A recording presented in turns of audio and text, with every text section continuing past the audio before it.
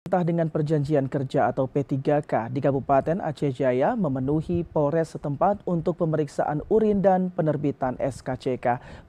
Proses tersebut merupakan tahapan penting sebagai syarat administrasi dalam pemberkasan P3K.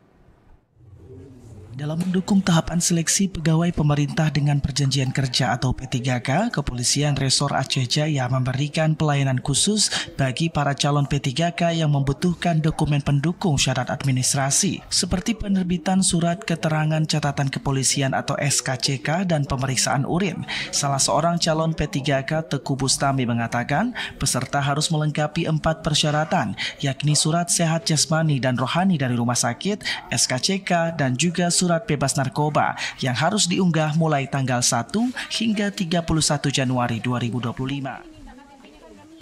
Ini kita harus siapkan ada 4 item. Yang pertama surat kesehatan, surat jasmani, rohani, surat bebas narkoba, dan SKCK. Diupload Bang, mulai tanggal 1 sampai 31 Januari.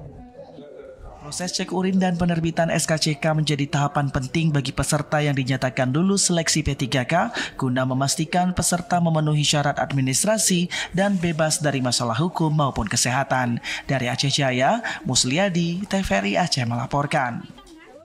Ratusan pelamar P3K